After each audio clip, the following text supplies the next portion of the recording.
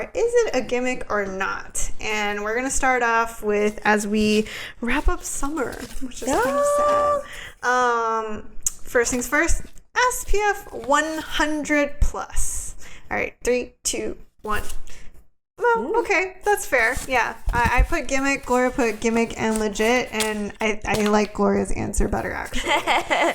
Reason being, it's not that the science is wrong, but in a way, it's gimmicky because it's kind of a waste. Yeah, so to give context, we talked about how SPF is on a log scale, which means SPF 100 doesn't mean it's twice as effective as SPF 50. Yeah. At SPF 50, you're blocking out roughly 98% of the UVB rays, but at 100, you're blocking out 99%. Ooh, so you get an extra percent. I put up gimmick versus legit because exactly as Victoria said, the measurement that gives you that number, it is what it is, right? It's the same methodology that's going to get you that number. It is correct. The reason why it's a little gimmicky is because it implies that it is super duper extra effective. 100% shielding, which is not, you won't ever reach that. It's super bold, like it just doesn't imply something very honest. But then on the flip side, and then to continue that trend is people using SPF 100, it's very likely that your formula doesn't feel very good. So it's very unlikely that you're using close to the amount of sunscreen that you would use otherwise. Yep. That said, this is literally a topic that goes like this. There's like a little argument on both sides. There's that famed, was it J&J that did that ski study? Where they gave people SPF 50. It's basically their thing of saying how like SPF 100 is totally legit. And they have found that the SPF 100 tends to do better with skiers, like they got better protection. Their argument was kind of like, oh, you know, they use it as they would, but since people always under apply, if the formula has higher protection, they're likely to get better protection, period, the end.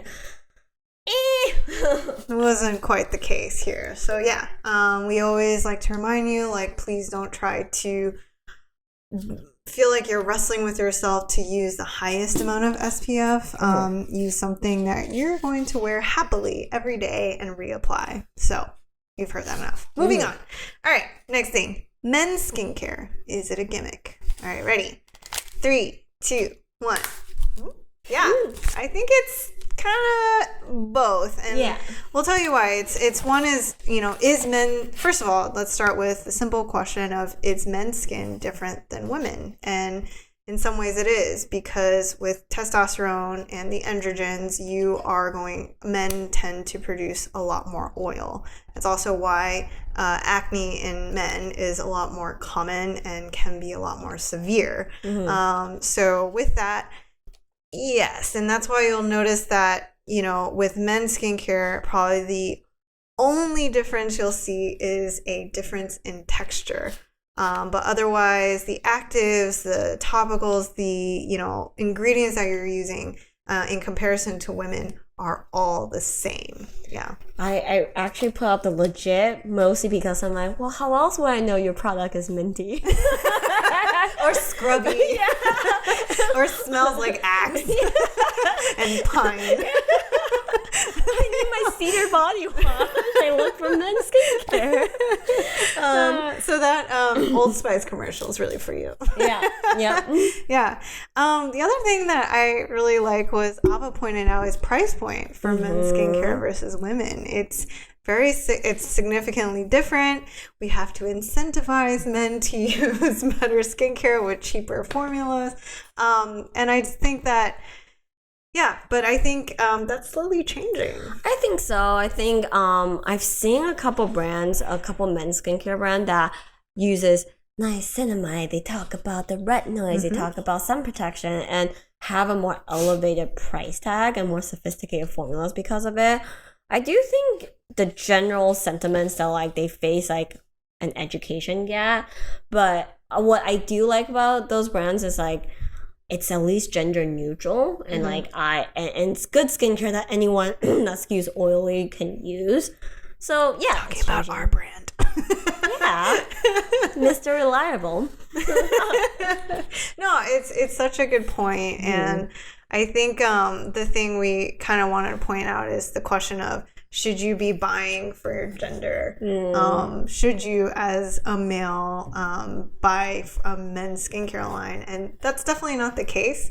I think more often than not, most men are introduced by their partners and their wives. And yeah, that's totally fine. I have a new slogan for us, kind of, or a new one-liner advice. Okay. If you want problem-solving skincare, you find us. We'll give you great advice on that department. But if you just want to foray, try products, I would take the Marie Kondo approach here, especially with like gender-based skincare. Buy and use what brings you joy. Don't think too hard about it. It's not divided by gender so strictly on formulation side. Exactly. This is 2022. Yeah, that doesn't matter. All right, cool. So that's it for men's skincare. Moving on. All right, next topic. Sheet masks. This one's kind of a tough one for me. All right, ready? 3, 2, 1. Yeah, I was gonna say legit. Yeah, but with the right expectations. Exactly. I think that was exactly what I was gonna say. Is as long as you go into it with the right level of expectations, you won't be disappointed. Yeah. The idea is to super soak your skin, to give it that extra boost of hydration. That's about it. Yeah.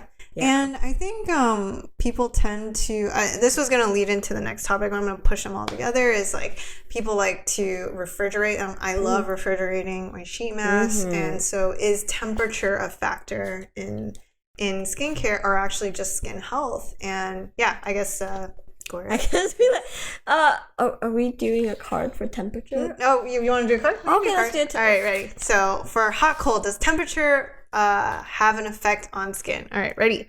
3, 2, 1. Yeah. This one I think might be surprising to some people because it always feels more ritualistic.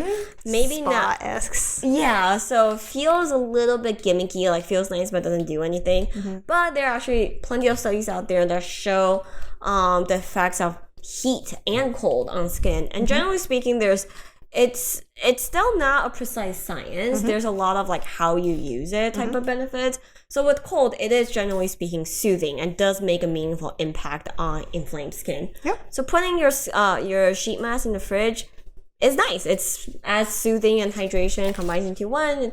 It's a good time. Yep.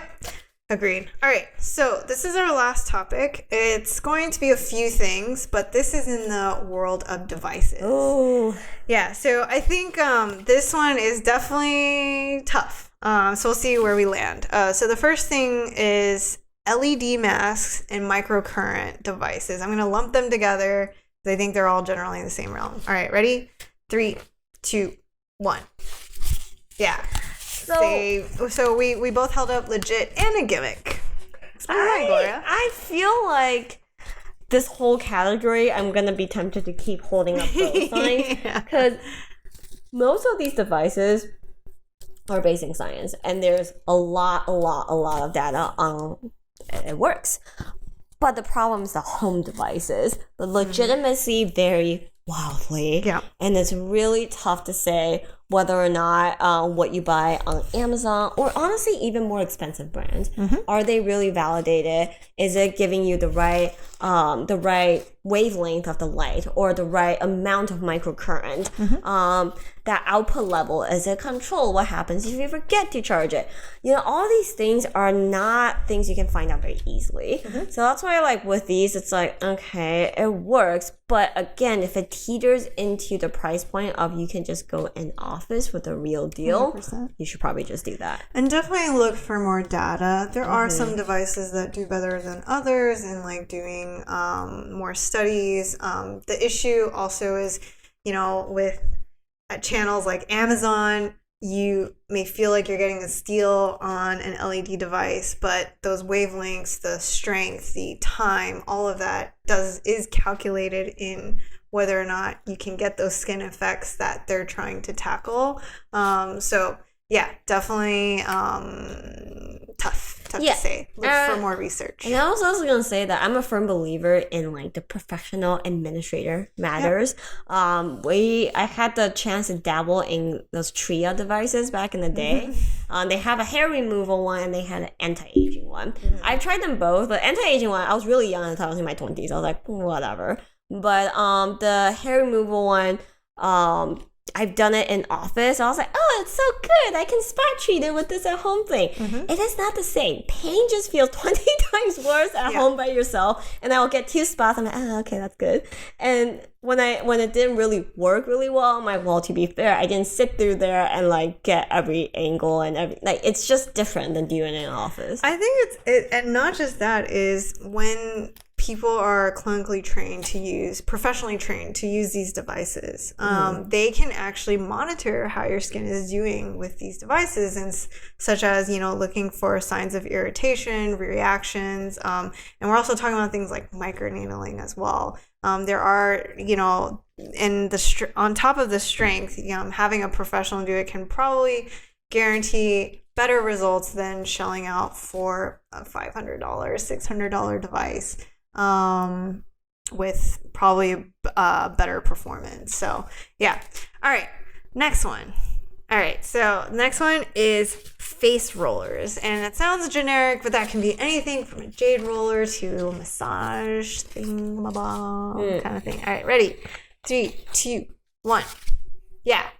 So we both put up gimmick, and for the most part, I tried looking for research, and I can safely say at this point, there's not a lot of data that suggests that there's any strong skin benefits to doing a face roller.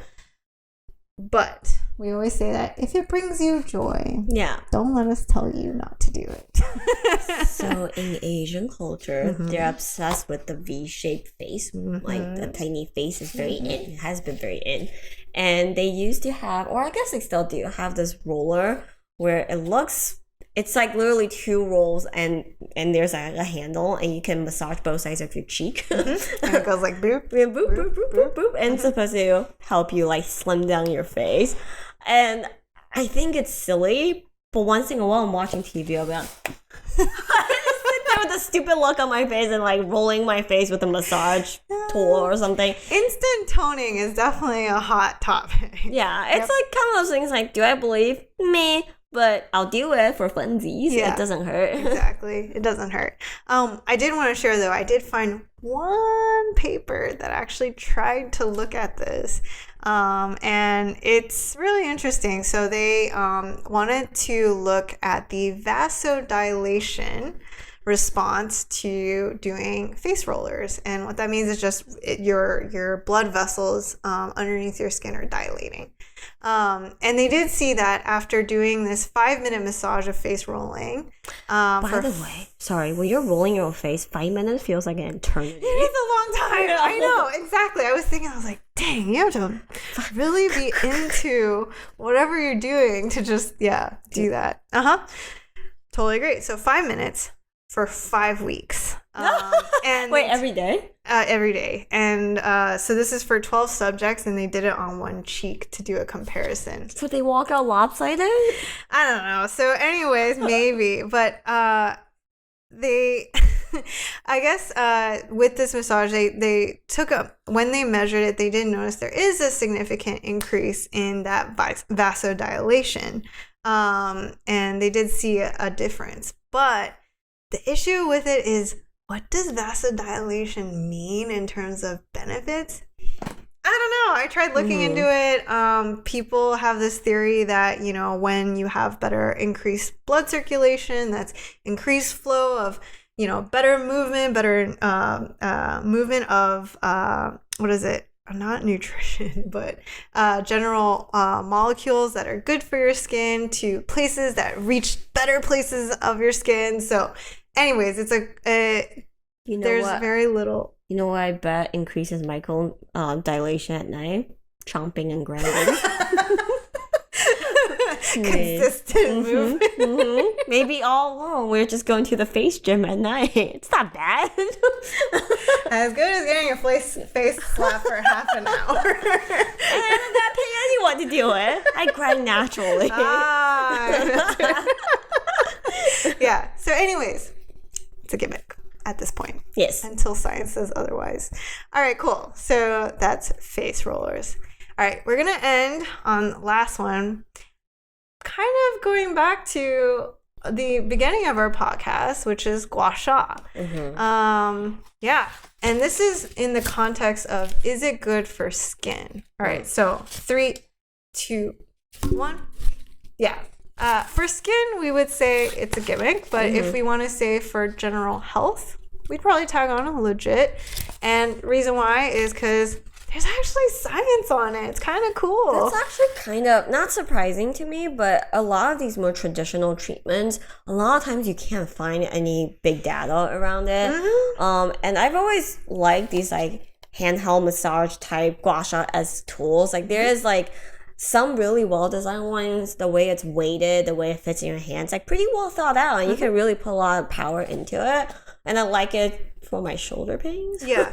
So that's actually what we should talk about is, the data is actually not on face. It's actually for body in pain management. And so there's actually 2 studies. They're small. One of them actually was a comparison study with a heat pad for chronic neck pain. One group used Gua Sha while the other one used a simple heat pad. For 7 days. And they did find that after 1 week, pain was, it was significant improvement in pain for the Gua Sha people in comparison to this heat compress that we're all kind of used to hearing about. So kind of cool. Like you don't actually hear, personally for me, I never thought that I would find a group of people that would want to study this, but they did. And the funny thing is the study was done in Germany, of all places. Yeah. And I find it extra interesting because it's for pain management, but Gua Sha when you're in pain is extra painful. It is very painful. So it's like you suffer to get to the destination, which is very Chinese. Yep, it's very Chinese to think no pain, no gain. Yeah. So the other tiny study, test size of 11, looked at Gua Sha and wanted to compare pain management in females versus males. Oh, interesting. Yeah, and the cool thing is that so they did the Gua Sha procedure for 7.5 minutes. Very exact. Very specific. This is another German study. It's so German. Following treatment, and found a significant increase in surface microcirculation during that entire study period, and then found it to be showed that females showed a significantly higher rate of response than males. Females react better to Gua Sha, I guess. But the cool thing is Gua Sha, they saw caused a 4-fold increase in microcirculation, which is significant, and it's very cool that they'd even want to measure this type of improvement with Gua Sha. So I just picture someone with like a countdown counter with like 450 seconds on it, and you're just watching like the patient is literally like, come on, 300 more seconds. Yeah, exactly.